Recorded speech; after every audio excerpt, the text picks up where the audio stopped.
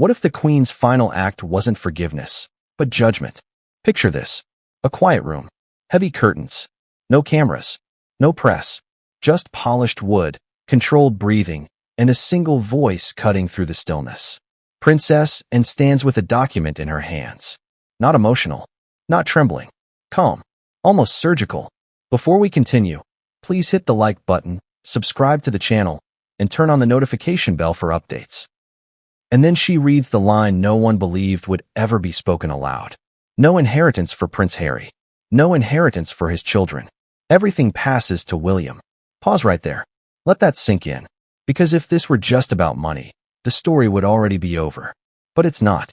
This is about power, legacy, silence, and a decision made long before the world realized it was coming.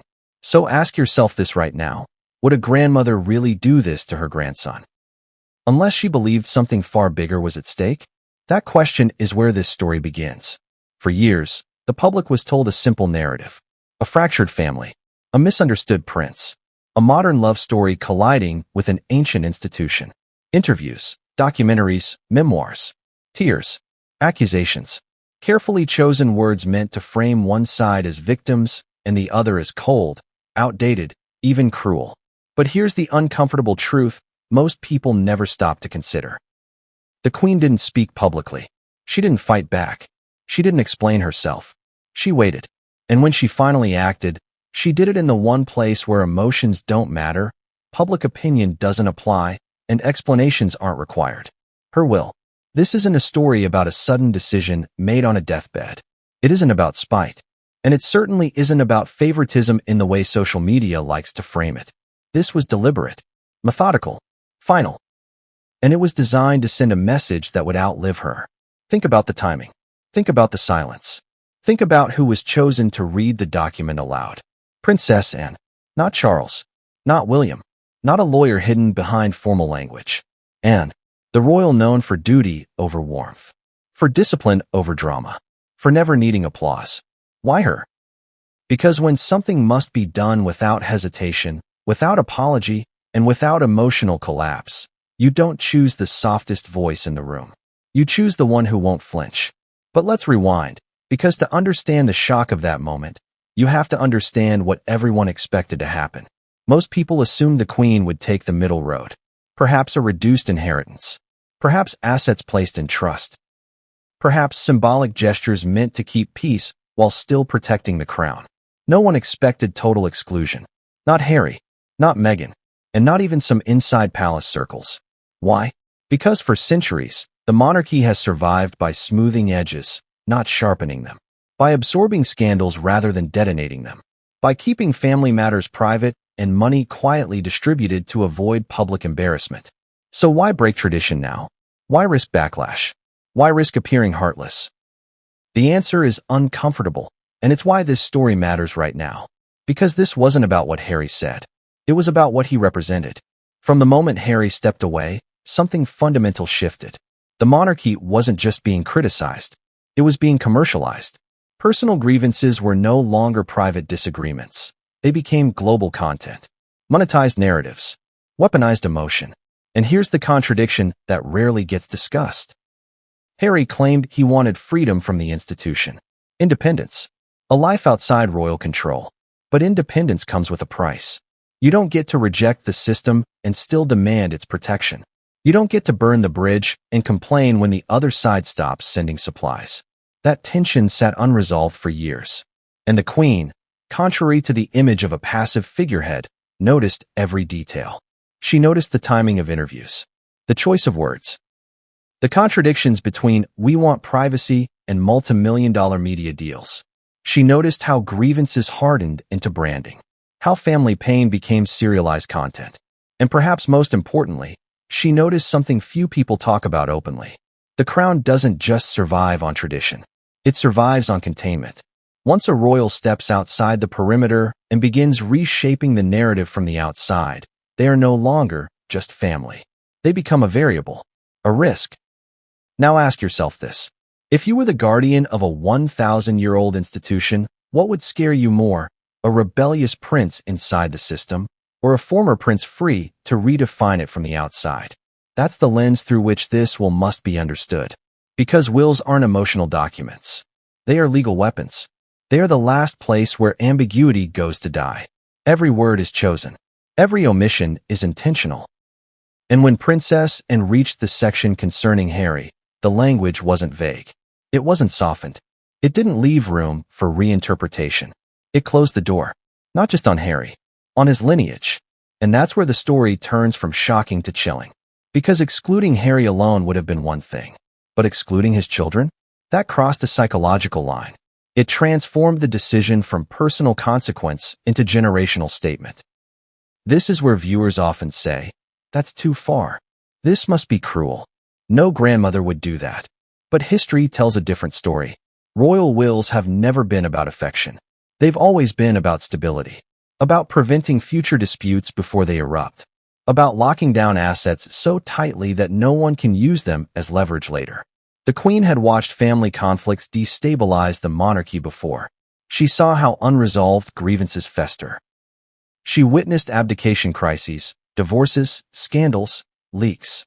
She learned one core lesson the hard way. If you leave room for interpretation, someone will exploit it. So she didn't. And here's the detail that changes how this moment should be interpreted. This will wasn't reactive. It didn't come after a single interview or book. It evolved. Drafts changed. Clauses tightened. Advisors weighed in. The language became sharper over time, meaning Harry wasn't disinherited in anger. He was disinherited after warnings. Warnings we rarely hear about because they happened privately, behind palace doors, in conversations that didn't make headlines. And that's where the tragedy lies. Because by the time the document was read aloud, the decision was already years old. Harry just didn't realize how final it had become. Imagine sitting there, hearing words you assumed would never apply to you, realizing the safety net you subconsciously relied on no longer exists. Understanding that your children, too, are outside the circle now. No inheritance doesn't just mean no money. It means no symbolic tether, no future leverage, no claim to legacy beyond name alone. And that realization hits differently when it's delivered not by lawyers or press releases, but by Princess Anne, reading exactly what the Queen intended, without emotion, without explanation. At that moment, the fairy tale fractures completely. There is no negotiation, no appeal, no interview that can rewrite it. The Queen had spoken, and she had done so in the only language that cannot be spun. Legal finality. But here's the part most people miss. This wasn't about punishing Harry. It was about protecting William. Because when everything passes to one heir, you eliminate future disputes. You prevent competing narratives. You centralize responsibility. You make one person accountable for stewardship rather than allowing assets to become bargaining chips in family conflicts. This is monarchy math. Cold, unforgiving, effective. And while Harry may have seen this as betrayal, the Queen likely saw it as containment. The same way a surgeon amputates not out of cruelty, but to save the body. Now ask yourself something honestly. If the roles were reversed, and William had left, spoken out, commercialized grievances, and positioned himself outside the institution while still expecting its financial backing, would the outcome really have been different? Or would the crown have reacted the same way? That question makes people uncomfortable because it strips the story of its emotional framing and forces us to confront the reality of how power actually works. And we're just getting started. Because what happened in that room was only the surface shock. What followed privately was far more revealing. Reactions, silence, strategic non-responses, calculated restraint. And one person in particular understood immediately what this meant. Not Harry, not Meghan, William. Because for him, inheritance wasn't a reward. It was a burden. And the next chapter reveals why receiving everything may have been the heaviest weight of all. But what came next would change everything. And no one saw it coming. But what came next would change everything. And no one saw it coming. Or did they? Ask yourself this before we move forward. If you were about to hear a verdict that could quietly erase your place in history, would you sense it in advance? Or would it blindside you completely? Because the room where the Queen's will was read did not feel like a family gathering. It felt like a courtroom without a judge. No raised voices. No dramatic gasps. Just an atmosphere so heavy that even the air seemed careful not to move. And that's where Chapter 1 truly begins. This was the room where everything changed. Not loudly, not violently, but permanently. The setting matters more than people realize. This wasn't Buckingham Palace dressed for ceremony. There were no gold-framed smiles, no balcony optics, no theatrical symbolism meant for public consumption. This was controlled, minimal, deliberate. A room chosen not for grandeur, but for privacy. Long polished table, neutral walls, curtains drawn not to hide secrets, but to prevent distractions. Every chair placed with intention. Every person present there for a reason. And notice who wasn't there. No cameras. No advisors hovering. No sympathetic allies positioned nearby. This was not a moment designed for comfort. It was designed for clarity. Princess and stood at the head of the table, document in hand.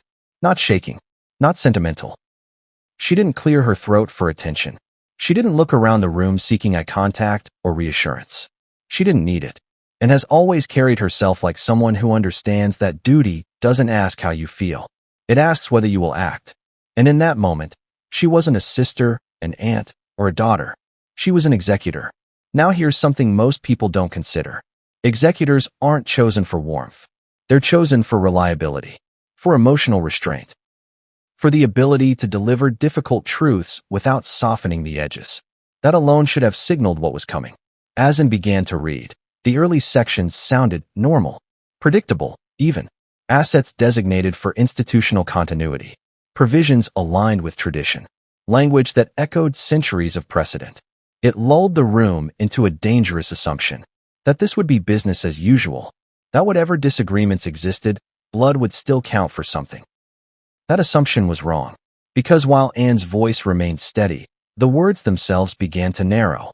Clauses tightened. Language became precise, less flexible, more absolute. That's when the subtle shifts happened. William stopped adjusting his posture. Charles grew unusually still. Harry leaned back slightly, not relaxed, but guarded. And here's the detail no one outside that room could see. Harry wasn't confused. He was bracing. People love to imagine shock in moments like these. Jaw drops, gasps, visible devastation. But shock doesn't always look dramatic. Sometimes it looks like silence. Sometimes it looks like someone realizing they've misread the situation far too late. Harry had spent years telling his story publicly, years reframing his role, years asserting independence, autonomy, separation, years emphasizing that he didn't need the institution. But deep down, like many people who walk away from family systems, there's often an unspoken belief that the door remains unlocked, that no matter how far you go, something fundamental remains untouched. Inheritance, legacy, the invisible guarantee that blood protects you from total exclusion. That belief shattered with one paragraph, and reached it without hesitation. She didn't pause for effect. She didn't slow her pace. She simply read. No inheritance is to be allocated to Prince Henry of Wales. Not deferred, not conditional, not symbolic. None. And then, as if the room hadn't already been destabilized enough, came the second line. The one that shifted the emotional gravity entirely. No inheritance is to be allocated to his children. This is the moment where history split. Because cutting off a son can be framed as discipline. Cutting off grandchildren is something else entirely. It's a declaration that the separation is not temporary. It's structural. Now imagine hearing that and realizing this decision wasn't reactive. It wasn't emotional. It wasn't influenced by public opinion or press cycles. It was written, reviewed, signed, long before the room ever filled. The stillness that followed wasn't awkward. It was surgical. No one interrupted. No one objected. Because there was nothing to debate. Wills are not conversations. They are conclusions. And didn't look up. She didn't acknowledge reactions. She simply continued. That's when something else became clear. This wasn't just about exclusion. It was about redirection. Everything passed to William. Not fragmented. Not divided. Not diluted. Consolidated. This is where people misinterpret the moment. They assume William won. But that word doesn't fit here. This wasn't a prize. It was a transfer of gravity. Because when everything passes to one person, that person becomes the axis around which all future stability must rotate. Every obligation, every expectation, every future accusation, all of it. William didn't smile. He didn't react. Because he understood instantly what this meant. That the Queen wasn't rewarding him. She was entrusting him. And trust, in this family, is heavier than money. Now pause and think about Harry again. Imagine realizing, in real time, that your children, the very people you believed you were protecting by leaving, had just been formally excluded from the structure you walked away from. No future claims. No safety net. No institutional recognition beyond name alone. That realization doesn't explode. It sinks. And that sinking feeling is far more dangerous. Because it leads to one terrifying question. What now? This is where narratives collapse. Harry had built a public identity around independence, truth-telling, and liberation. But identity without infrastructure is fragile. The monarchy, for all its rigidity, provides something priceless: permanence. Once you step outside it completely, you don't just lose privilege.